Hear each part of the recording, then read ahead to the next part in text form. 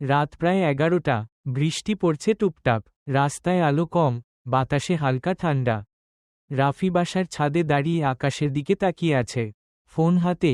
একটা নাম বারবার চোখে পড়ে, মেহরিন। আজ 3 দিন হলো মেহরিন তার সাথে কথা বলেনি। কারণ?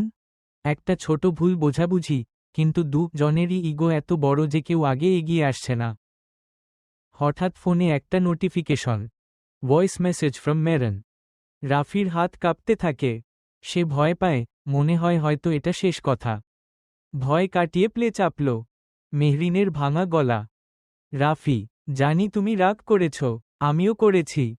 কিন্তু আজ একটা কথা বলতে মন চাইল। আজ সারাদিন হাসপাতালে দৌড়াদৌড়ি করেছি। ডাক্তার বলল, আমার হৃৎপিণ্ডে সমস্যা ধরা পড়েছে।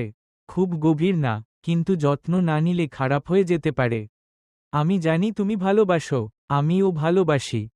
তাই ভাবলাম, যদি কখনো কিছু হয়ে যায়, কমপক্ষে তুমি জেনে রাখো, আমার শেষ হাসির কারণটাও তুমি, আর আমার সব ভয়গুলোর আশ্রয়ও তুমি ছিলে।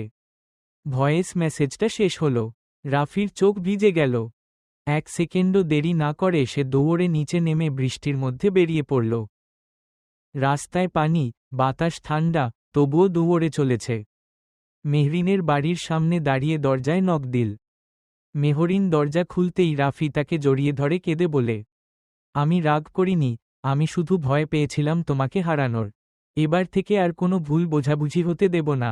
আমি আছি, সব সময়। মেহরিন ধীরে মাথা তুলে হাসল। বৃষ্টির জল আর চোখের জল এক হয়ে যায়।